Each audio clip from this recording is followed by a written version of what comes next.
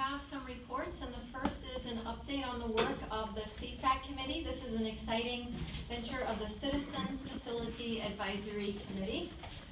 Good evening, everyone. Well, the CFAQ committee has had 4 meetings so far, and tonight we have Mike Hacker from Bray and Craig Stranathan. Yes, that's a hard one to spit out. From Bray as well, and they are going to provide you with an update on progress that we've made to date. Yeah, sure. Thank you.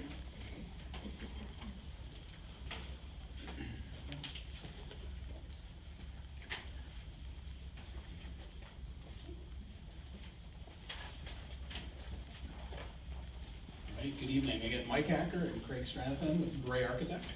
Previously, you met with Matt Wolfert. He was in front of you in an early board meeting. He's also still part of the team, just had another engagement this evening. So between the 3 of us, we've been working closely with Dave and his team, working with the Citizens Facility Advisory Committee.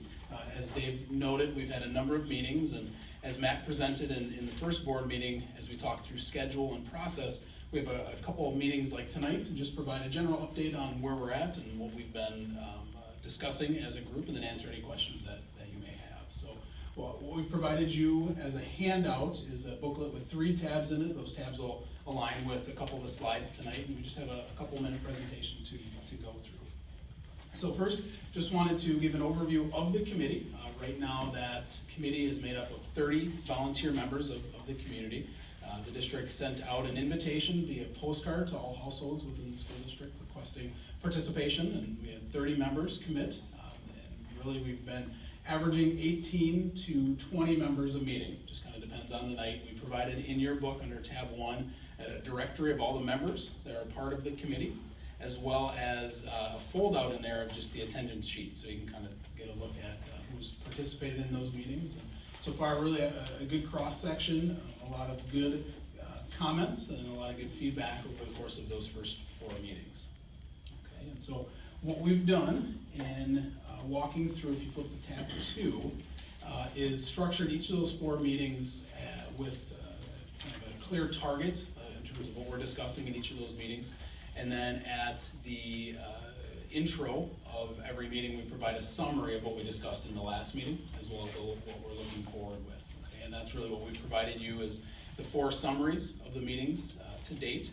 Those will be also eventually here posted on the district's website, just so that we can be as open as possible on what that group is discussing and kind of what the focuses have been. Okay? And so really the first meeting was at Jackson Elementary School. There we talked as an intro high level to the group of really what is the charge of this committee, where are we going, what is the goal as we commit this time and meet regularly.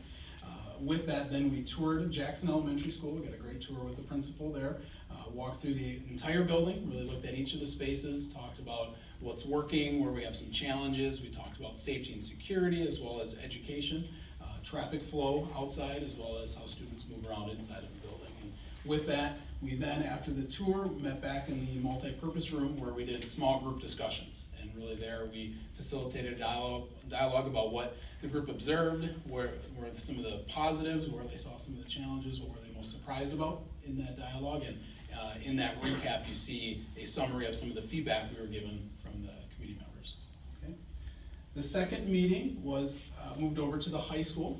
And so there, the high school is obviously so large and there's so much to see there that we broke really those tours into 2 separate meetings. The first meeting we focused on infrastructure. So we were looking at the existing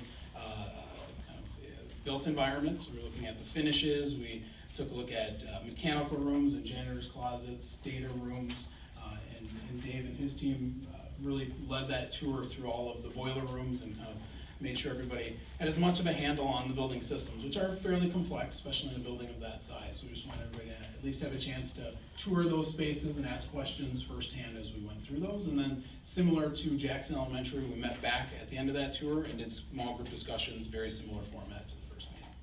Okay. The third meeting, again at the high school, was really focused on academics. Okay, so there we focused another tour led by the high school principal around that entire existing building and really focused on classroom spaces and educational spaces. So we toured a series of typical classrooms. We took a look at some of our specialty art and tech ed spaces. We toured through the music department and into the auditorium so we can see the state of some of those recent investments, as well as some of our most dated educational spaces as well. Once again, met back small group discussions, and in that handout have kind of a summary of what we received in terms of feedback there. Okay. That meeting, I should just note, we also had a representative from Baird in to do a school finance 101 presentation. Really, it was kind of an overview of how schools are financed, specifically focusing on facilities and how school districts are structured to fund facility improvements at small scales and at large scales, and kind of did a walkthrough of what that looks like. And then lastly, in our fourth meeting, again, the committee met actually now transitioning to here. So we met in this space, and now hereforward we'll continue to meet at district office. In that meeting, we had a presentation by the IT director from the district here, just kind of an overview of what recent investments the school district has made in the infrastructure of the IT, as well as what educational investments are made, both handheld devices all the way through kind of technology in the classrooms. From there then, Dave presented on the district's 25-year master plan, which was a really important presentation, just to continue to provide context to what brought us here today, what that charge is really built around looking at Jackson Elementary as well as at the high school. But it also then allowed the group to also look forward past today's, right? So we can see what things are planned or needed into the future. And then lastly, the Gray team presented on spaces that enhance teaching and learning, and that was really a focus on 21st century educational design. That was a dialogue really using case studies from Gray projects throughout the state, looking at elementary school design and high school spaces, and just we spent a lot of time at that point looking at who we are today. We also wanted to be sure the group is seeing what other districts are doing, what other educators are talking about, just to continue to provide more context towards that dialogue moving forward. And then from there, as we look forward, our next meeting, we're going to start to discuss and really start to analyze the needs. And if you flip to your last tab, you'll see 211 by 17 foldouts there. And what we're doing, and you'll see at the top of that, it says draft. So what we're building is a working needs summary for both Jackson Elementary and the high schools. And what that is basically an attempt to summarize all the identified needs that have been documented to date. And we attempt to organize those into a series of categories. You see safety and security, academics, site needs, infrastructure needs, and there's quite a bit there, but what we've done is had our core team of engineers tour the buildings and provide feedback on mechanical, electrical, plumbing systems. We, again, have met with district administrators to start to layer in their feedback. We are in the process of starting our teacher engagement, or educator engagement portion of this, where we will be meeting with Jackson Elementary School staff in a listening session format that's targeted here for right after Thanksgiving. And then we're going to be doing a faculty online survey to try to get additional feedback. And the whole hope here is that we're going to continue to build this list. And then certainly the Community Facility Advisory Committee will be spending some time continuing to analyze that, adding things, refining it. And so the whole hope there is that we really then have a list of things that as we start to talk about solutions, we're basing those solutions around.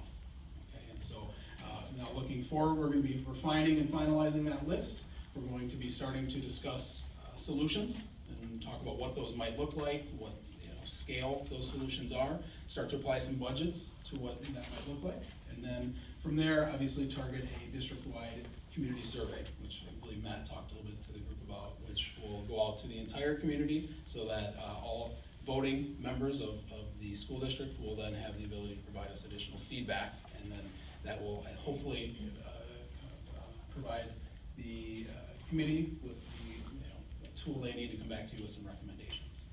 Okay, so I believe right now we are scheduled to be back here early January, I think January 8th, in front of you again with another update. So I think we have 4 or 5 meetings with our facility committee ahead of that, so we'll continue to evolve some of these components and then be back to present that to you at that point.